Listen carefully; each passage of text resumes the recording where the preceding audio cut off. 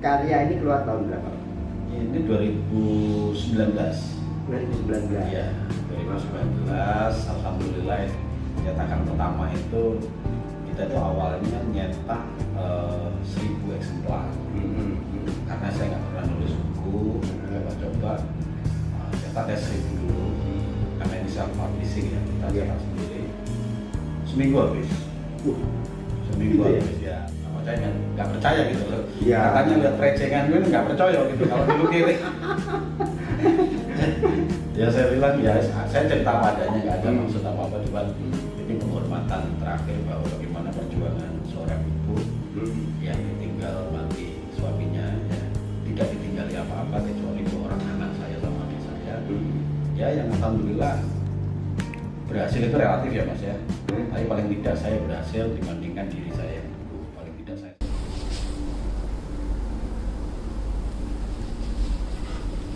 Halo, assalamualaikum warahmatullahi wabarakatuh. Hari ini saya ketemu dengan sahabat saya, teman saya sama alumni Jawa Pos, Mas Tovan Mahdi. Tentu kawan-kawan masih ingat ketika kemarin kita ngobrol bareng Mas Tovan. Nah, hari ini atau kali ini kita ada hal yang menarik, yaitu Mas Tovan mau bagi-bagi buku, bagi-bagi buku Pena di Atas Langit 1. Jadi ini edisi perdana untuk buku Pena di Atas Langit. Edisi keduanya next mungkin akan bagi-bagi lebih banyak lagi. Hari ini ada 7 buku yang akan dibagikan kepada para komentator di channel saya. Dan kemudian Mas Tovan yang nanti akan berhak memilih siapa yang akan dikirimi buku ini. Oke. Maka penonton yang terhormat, kalau mau buku silahkan nanti berkomentar di channel saya ini ya. Selamat sore menjelang petang Mas. Sore Mas Jo. Ketemu lagi. Iya, ketemu lagi. Tapi suasananya lebih santai sekarang. Kalau kemarin habis pulang meeting, jadi pakai batik lengan panjang. Iya. Jadi ya masih kalau ini kan weekend, terus ya kita pakai kaos, enak lah. Jadi obrolannya bisa lebih ringan. Harusnya begitu. Dan satu hal yang rahasia waktu itu yang tidak saya sampaikan ke Mas Tovan. Apa itu Mas? Hari itu saya itu pas operasi. Waduh, Masya Allah. Jadi saya selama waktu kita wawancara itu saya menahan sakit luar biasa. Iya. Tapi sekarang sudah oke ya? Alhamdulillah ya, sehat selalu. Operasi kecil sih. Iya, makanya saya begitu operasi. Iya, luar biasa itu ya. Ajaran Padang. Iya, sehat-sehat selalu Mas. Oke. Gini Mas Tovan, hari ini kita akan ngomongin tentang Pena di Atas Langit 1. Ini karya ini keluar tahun berapa? Ini 2019. 2019. Iya, 2019. Alhamdulillah cetakan pertama itu kita itu awalnya nyetak 1000 eksemplar. Karena saya nggak pernah nulis buku, coba-coba tak ada 1000 dulu. Karena ini self publishing ya, kita cetak sendiri. Seminggu habis. Seminggu habis ya. Terima kasih pada teman-teman ya. Saya seminggu habis agak kaget saya karena itu permintaannya masih belum berhenti. Masih belum berhenti. Nah, karena ya teman-teman saya yang jadi pimpinan perusahaan, awalnya saya kirimin 1 gitu.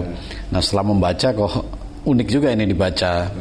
Ada dia belikan untuk karyawannya. Ada yang beli 50, beli 100, beli 200. Itu sampai ke seluruh Indonesia, mulai dari Aceh sampai Sulawesi. Akhirnya saya menerbitkan cetakan kedua. Itu saya cetak 3.500 eksemplar. Dan yang cetakan kedua ini kita distribusikan juga melalui jaringan toko buku Gramedia. Juga ada di beberapa online shop itu. Jadi sepertinya masih ada. Nah, saya di rumah juga masih nyimpen ya mungkin ada 50-an buku itu yang untuk teman-teman yang karena memang ya alhamdulillah untuk ukuran buku saya diskusi dengan teman saya Mas Agus Sudebyo, anggota Dewan Pers yang juga penulis buku cukup produktif. Dia agak kaget, itu cepat sekali Mas, 1000 itu seminggu habis itu untuk ukuran Indonesia ya. Yang mana masyarakatnya kurang gemar membaca itu bisa cetak buku sampai 3.000 eksemplar lebih, itu udah luar biasa. Udah prestasi yang baik gitu. Saya kan waktu itu beli 2, yang satu buat saya, satu kalau nggak salah pesanan Mbah Jono. Iya. Kawan kita, senior kita. Sudah khatam ya berarti Mas. Sudah. Yang kedua sayangnya sudah habis. Saya memang hanya cetakan pertama itu 1000 eksemplar sudah habis, nggak ada sisa. Nah ini saya mungkin nggak akan bikin cetakan kedua karena memang permintaannya tidak setinggi yang pertama. Tapi saya mungkin nanti insya Allah kalau kondisi sudah normal dan ada momen jalan-jalan lagi keliling Indonesia, keliling ke luar negeri ya nulis Pena di Atas Langit 3 begitu Mas Jo. Ini kalau nggak salah saya baca itu banyak cerita perjalanan keluar negeri kayak. Intinya kan seperti kemarin di video yang pertama juga saya ceritakan judul Pena di Atas Langit itu kan saya ini kan wartawan gitu. Pena itu kan identik dengan profesi wartawan zaman dulu ya. Kemudian di atas langit itu maksudnya sebagian besar tulisan ini memang saya tulis di atas pesawat. Saat lagi nggak bisa ngapa-ngapain, handphone off ya sudah kita pakai nulis saja. Awalnya hanya dipublish di Facebook saya. Kok yang baca banyak ya? Banyak yang komen, Mas menarik tulisannya ringan ya akhirnya saya bukukan. Nggak semua ada di Facebook tapi sebagian besar sudah saya post di Facebook saya. Dari sekian banyak cerita yang paling menarik atau sangat berkesan buat Mas Tovan, cerita apa? Ya, sebetulnya buku ini terbagi menjadi 3 bagian utama Mas Agus. Yang pertama memang jalan-jalan ke negeri seberang. Maksudnya kita itu jalan-jalan ke luar negeri. Nah, setiap jalan-jalan ke luar negeri saya itu selalu meletakkan konteks situasi sosial ekonomi di negara itu dengan kondisi di tanah air. Jadi misalkan saya cerita tentang pariwisata di Singapura, di Malaysia gitu. Sebetulnya kan kalau kondisi alam ya, Indonesia kan jauh lebih baik. Tapi kok wisatawannya lebih banyak jujuk atau pergi ke Singapura daripada ke Indonesia, itu kenapa? Itu saya tulis di situ. Kemudian yang kedua memang tentang negeri tercinta itu bicara tentang apa sih yang harus diperbaiki dari Indonesia sehingga bisa lebih baik ke depan. Yang ketiga itu lebih ke refleksi dan kontemplasi diri. Jadi catatan saya yang reflektif itu ada di buku ini part yang ketiga. Di bab terakhir itu kan ada sekitar 30 bab ya. Yang Pena di Atas Langit 1, yang terakhir itu cerita singkat, catatan singkat saya tentang almarhumah ibu saya. Itu yang terakhir di sini. Ya, itu ada bab 30 judulnya Belajar tentang Kesabaran dan Keikhlasan. Nah, itu tentang ibu karena itu pun nulisnya waktu itu saya habis Ibu Seto. Itu bulan Maret tahun 2018. Setelah hampir semingguan lah saya di Pasuruan ya, sampai selesai proses pemakaman dan lain sebagainya. Kemudian saya kembali ke Jakarta. Kebetulan waktu itu langsung ada kegiatan kantor. Saya nginep di salah satu hotel bintang 5 di Jakarta Pusat. Nah, kemudian di kamar saya, coba saya tulis tentang ibu, singkat aja. Saya post di Facebook. Dilala kok rame yang komentar dan nge-like itu banyak sekali dan banyak yang telepon saya. Artinya agak kaget gitu loh. Ternyata background saya ini tidak disangka benar-benar dari latar belakang yang mungkin banyak orang nggak percaya gitu kalau ibu saya itu nggak sekolah, kemudian menjadi pembantu rumah tangga, terus saya yatim sejak kelas saya umur 4 tahun, kemudian saya ngenger ikut orang itu sejak saya kelas 4 SD. Itu saya ceritakan semua di catatan singkat tentang ibu itu. Ya alhamdulillah banyak teman yang appreciate ya, walaupun antara percaya dan nggak percaya gitu loh. Katanya lihat prejengan gue nggak percaya gitu kalau dulu kiri. Ya saya bilang ya saya cerita apa adanya, nggak ada maksud apa-apa, cuman ini penghormatan terakhir bahwa bagaimana perjuangan seorang ibu yang ditinggal mati suaminya, ya tidak ditinggali apa-apa kecuali 2 orang anak, saya sama adik saya. Ya yang alhamdulillah berhasil itu relatif ya Mas ya. Tapi paling tidak saya berhasil dibandingkan diri saya yang dulu. Paling tidak saya sarjana, adik saya juga sarjana, saya pasca sarjana, adik saya juga pasca sarjana. Saya juga punya karir profesional, adik saya pegawai negeri sipil. Artinya dibesarkan oleh seorang ibu yang hanya kelas 2 SD sekolahnya, janda, terus kemudian untuk menyambung hidup itu dia harus bekerja menjadi pembantu rumah tangga di sana sini ya kan. Jadi menurut saya itu ini sih alhamdulillah barokah. Itu sebagai catatan di bab 30 di buku ini yang saya ya semoga bisa menjadi inspirasi Mas Jo buat teman-teman yang membaca begitu. Pastilah, pasti. Emang luar biasa kalau apalagi dari cerita ibu hidup sendirian tanpa suami membesarkan, terus kemudian jadilah Mas Tofan yang seperti sekarang. Ya memang luar biasa. Iya, itu cerita lama Mas Jo. Iya, jadi iya. saya sih motifnya lebih untuk memberikan inspirasi. Sebenarnya ini menceritakan ke anak saya sih. Oke, dari cerita itu tadi, kalau anak membaca buku ini terus dia komentar apa? Ya kalau anak saya sih sebetulnya ceritanya ya pasti tahu ya dia, karena sering saya ceritain juga kalau tentang perjalanan saya yang saya ceritakan di bab terakhir tentang ibu itu juga mbahnya juga sering cerita bahwa bapakmu biyen soro nak gitu. Jadi enak awakmu saiki ngono. Terus mertua ikut ya? Waktu selalu ikut di keluarga. Ya kalau ibu itu memang nggak bareng saya di sini. Cuman waktu itu ya beliau beberapa kali datang ke Jakarta. Nah kalau ke Jakarta itu sering ke cucunya itu ya nasihati ya waktu ibu masih ada ya itu jadi uripe bapakmu itu soro biyen cilik gitu. Jadi pesannya itu supaya dia itu makannya ojo jiat.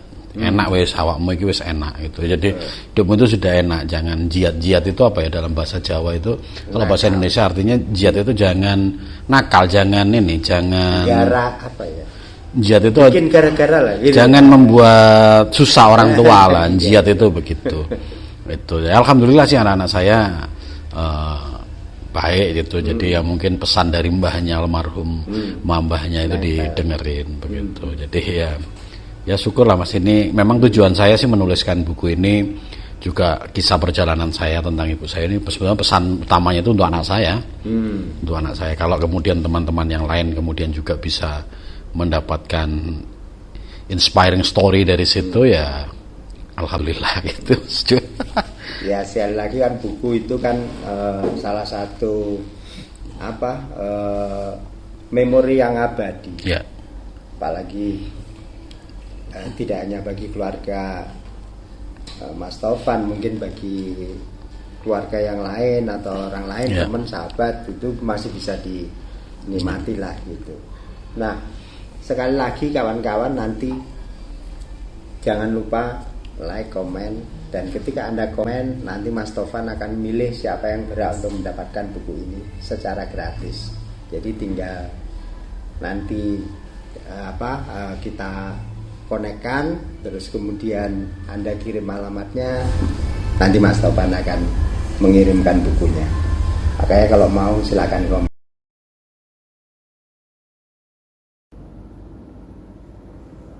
Oke, ada beberapa negara yang pernah Anda kunjungi yang paling pengen Anda kunjungi. Ya, kalau tadi saya cerita, saya itu selalu excited dengan negara yang tidak banyak dikunjungi oleh teman-teman yang lain begitu.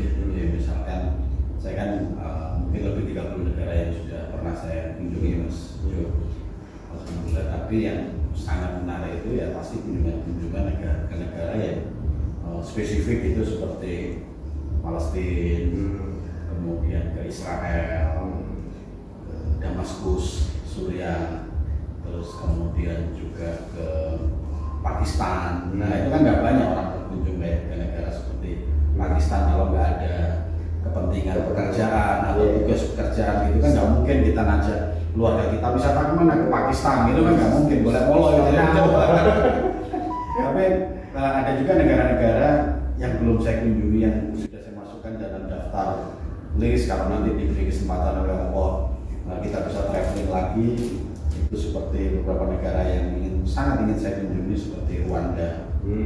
Rwanda itu negara di Afrika sekarang itu dinobatkan sebagai Singapurnya Afrika.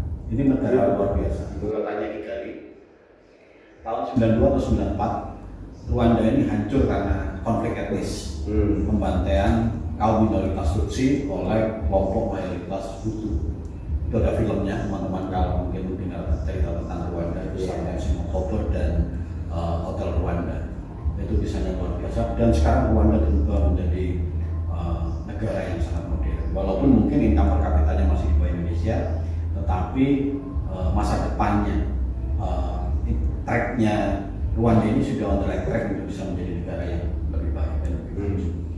Kemudian yang kedua, saya juga ingin berkunjung, kalau boleh dilihat di sini, itu ke Bosnia Herzegovina. Ya, karena saya ingin ke Sarajevo. Sekarang sih sudah bukan negara konflik. Kalau dulu waktu baru pecah dari Yugoslavia memang dia perang sama Serbia. Nah, Bosnia ini saya ingin datang ke titik nol si Sarajevo, tempat tertembaknya Pangeran Austria Franz Ferdinand. Itu yang memicu meletusnya Perang Dunia I. Kebetulan saya kan hobi baca dan mengikuti film-film berlatar belakang sejarah, jadi termasuk sejarah Perang Dunia I, Perang Dunia II, Uzbekistan, karena di situ juga ibu kotanya kalau nggak salah Samarkand ya, karena saya ingin ziarah ke makam Imam Bukhari, karena di situ ada cerita sejarahnya juga. Jadi dulu waktu zaman Bung Karno, nah Bung Karno kan sudah berkunjung ke Washington DC, diterima waktu itu oleh Kennedy, terus kemudian Perdana Menteri Uni Soviet ini Nikita Khrushchev ini panas lah. Dia juga harus mengundang Bung Karno supaya datang ke Moskow. Ketika diundang untuk datang ke Moskow, Bung Karno itu minta syarat. Nah, saya nggak bisa memverifikasi ya cerita ini apakah benar atau dikarang-karang, tapi beberapa buku yang saya baca itu menceritakan hal itu. Nah, minta syarat. Syaratnya apa? Tolong temukan makam Imam Bukhari. Wah, Nikita Khrushchev bingung ini, sopo ya Imam Bukhari? Dipanggil itu semua pejabat-pejabat di pemerintahan Uni Soviet, termasuk agen-agen KGB terbaik, temukan makam Imam, nggak ketemu. Telepon lagi ke Bung Karno, minta syarat yang lain. Bung Karno nggak mau, pokoknya saya nggak datang ke Moskow kalau makam Imam Bukhari nggak ditemukan. Dicari, akhirnya ketemu makam Imam Bukhari itu di satu wilayah di daerah Samarkand, sekarang itu bagian dari Uzbekistan, kan udah pecah ya Uni Soviet jadi beberapa negara.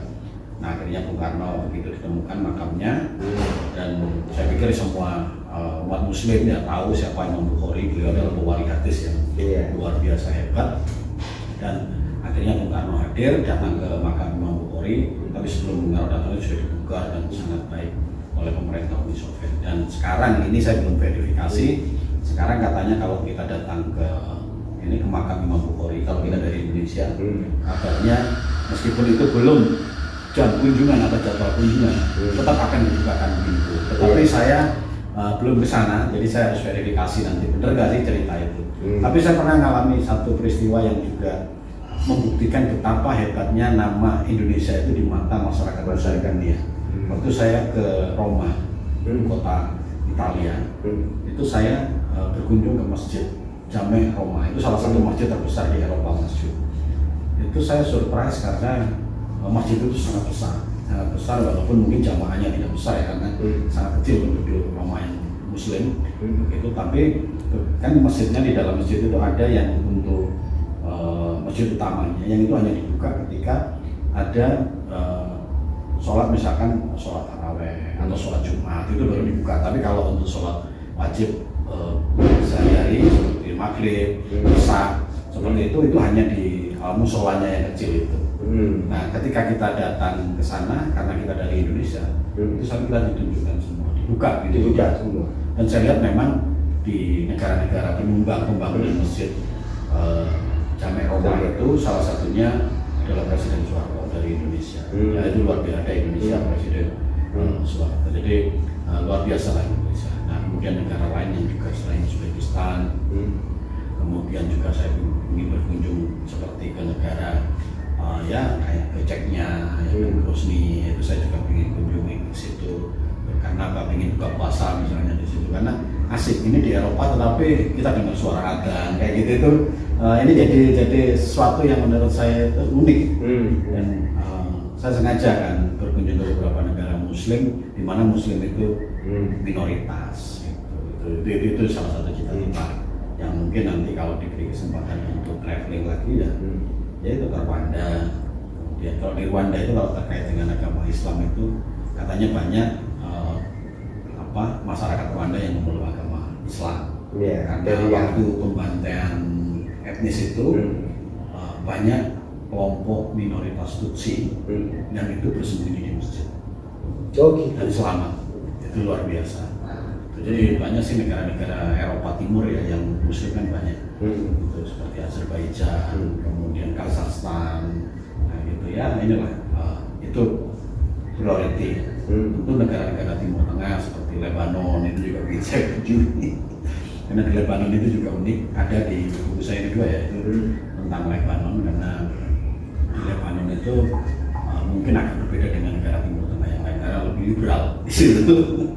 Timur Tengah tapi liberal, dan sistem politiknya juga bagus. Seperti itulah maksudnya kira-kira isi buku itu. Sudah hampir sama dengan Mesir jadi. Jadi nanti cerita yang dari sana, kalau misalnya jalan-jalan lagi ditulis lagi tuh buku Pena di Atas Langit 3. Kalau yang kedua itu kan ada catatan dari Amerika, dari yang lupa saya banyak sekali lah. Memang nggak semua negara yang saya kunjungi kemudian saya tulis, ada juga yang belum saya tulis seperti RRC. RRC itu mungkin lebih dari 5 kali. Hong Kong, Makau itu juga nggak saya tulis. Jepang itu nggak saya tulis karena apa ya, nggak ada bahan yang cukup menarik gitu loh. Lah kan sebenarnya kalau dari sisi umat Muslim kan China ada itu ada apa komunitas Cina terbesar di banyak, komunitas Islam terbesar di sana. Ya, bisa juga. Di Jepang itu sekarang konon katanya juga ada euforia tentang Islam. Jadi tidak hanya meneliti. Saya waktu di Shanghai pun saya juga sempat sholat juga di salah satu masjid di Shanghai, di tengah-tengah Shanghai ya. Banyak hal lah gitu. Oke, Mas Tovan. Jadi sekali lagi teman-teman kalau mau mendapatkan buku ini secara gratis, yang sebagian tadi sudah diceritain bagaimana ceritanya. Kalau mau lebih lengkap, memulai buku yang pertama Pena di Atas Langit, silakan Anda komen. Dan nanti setelah komen-komen Anda akan saya kirimkan ke Mas Tovan, dan kemudian Mas Tovan akan memilih siapa yang berhak mendapatkan kiriman gratis buku Pena di Atas Langit. Oke, ini cerita terakhir Om. Jadi ada satu kisah di mana katanya sampean awal-awal itu sempat jadi wartawan, waktu keluar negeri sempat dikerjain senior. Enggak, itu cerita cuman ini aja. Jadi saya pertama ke luar negeri tahun 97 ya. 97 itu pas lagi liputan gitu dari di pager atau di apa, pokoknya sampai kantor itu udah punya paspor. 97 berarti belum ada pager. Belum ya, 97 belum. Belum ada handphone. Jadi masih ada pager. Di kantor kasih tahu udah punya paspor belum, udah diurus luar negeri kemana, ternyata ke Bangkok sama Phuket, jadi ke Thailand, itu negara pertama yang saya kunjungi. Jadi ya seneng lah, akhirnya saya pulang ke Jember ngurus paspor selesai.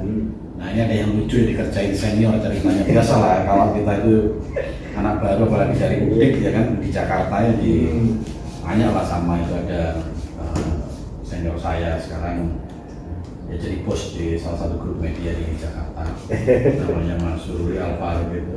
Jadi kita itu kan kalau dulu kerja di koran kan sering tidur di kantor, jadi dokter mondok di kantor.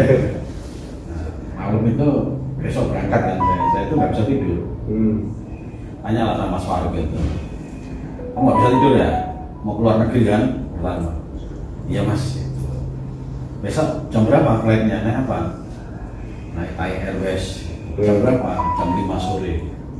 Nah, terus dasar polos ya kan? Hati-hati lo macet lo arah ke bandara. Kamu berangkat pagi aja dari sini, gitu, dari Kebayoran Lama kan. Besoknya saya turuti itu tuh omongannya Mas Faruk itu. Saya jam 9 pagi udah siap-siap, langsung cari taksi waktu itu jam 9 pagi. Nggak sampai jam 10 udah nyampe bandara. Kontak check-in-nya masih tutup, jadi baru buka jam 5. Saya ketawa. Jadi saya ini di bandara mulai pagi sampai sore. Itu pengalaman pertama, jadi naik ke luar negeri. Terus kayak gitu lah Mas. Alhamdulillah setelah dari Thailand itu ya kemudian banyak kesempatan. Bagian besar karena dinas, ya memang ada beberapa saya ajak keluarga liburan. Tapi sebagian besar perjalanan dinas. Jadi dibayar di kantor, termasuk yang naik first class, naik bisnis class. Dulu itu kan jadi wartawan kita itu sering diundang, kemudian dinaikkan pesawatnya kan first class. Jadi wah kok kayak gini naik pesawat itu enak, apa dilayani, gini mulai masuk sampai itu dilayani. Begitu sekarang ngajak keluarga gitu kan, naik ekonomi ya baru terasa. Kalau dulu kan nggak bisa bandingin karena nggak pernah naik pesawat. Ya. Sekarang kita sering naik ekonomi kalau keluar negeri gitu sama liburan gitu. Waduh beda ya ternyata. Harga tiketnya 3-4 kali lipat ya pasti beda. Itu pengalaman menjadi wartawan itu luar biasa karena kita itu punya kesempatan yang mungkin tidak semua orang itu memiliki kesempatan itu. Iya, cuman sekali lagi sama dengan saya mungkin jadi putra putrinya Mas Topan nggak ada yang mengikuti jejak atau gimana? Nggak ada. Sama. Memang tidak disarankan ya. Sama ini Mas Jo. Jadi kalau soal buku ini satu hal selalu yang ingin saya sampaikan adalah bahwa melihat luar negeri untuk merefleksikan bagaimana kondisi kita di sini. Ya. Kalau negara lain bisa, mengapa kita tidak? Ya. Apa sih yang kurang dari? Itu sih poinnya. Pelayanan rumah sakit, pariwisata, transportasi, jalan raya. Jadi kalau di luar negeri kan senang melihat orang yang tertib, beradab. Kalau di sini kan, yang memang kayak di jalan itu kan peradabannya agak kurang ya. Bahkan yang kaget itu kalau kita kayak di negara-negara Timur Tengah itu, seperti di Dubai, di Abu Dhabi, di Doha, kayak gitu itu kan negara Islam tapi sangat beradab. Dan lalu lintasnya tertib. Artinya ini nggak ada hubungannya dengan agama, nggak ada hubungannya. Iya. Sebetulnya kesadaran masyarakat. Peradaban itu tentang kesadaran masyarakat, civilization. Nah, PR besar Indonesia itu bagaimana kita itu jangan hanya ngejar tujuan-tujuan atau target-target yang kuantitatif, pertumbuhan ekonomi, oke boleh, tapi yang lebih penting itu bagaimana membangun peradaban sehingga kita bisa menjadi baldatun thayyibah, negara yang baik. Seperti itu. Itu siap. Saya sih masih sedikit untuk jalan-jalan ke luar negerinya. Pengen juga sebenarnya terus nulis buku gitu. Tapi oke, sekali lagi kawan-kawan, kalau misalnya pengen buku ini, tolong nanti komen di channel saya dan mudah-mudahan Anda yang mendapatkan buku ini. Untuk nextnya yang kedua dan seterusnya nanti beli. Terima kasih Mas Topan, terima kasih sekali. Ini channel saya dikasih giveaway. Mudah-mudahan banyak yang mengambil hikmah atau pelajaran dari perjalanan hidup seorang Mas Topan. Demikian, terima kasih sahabatku. Assalamualaikum warahmatullahi wabarakatuh.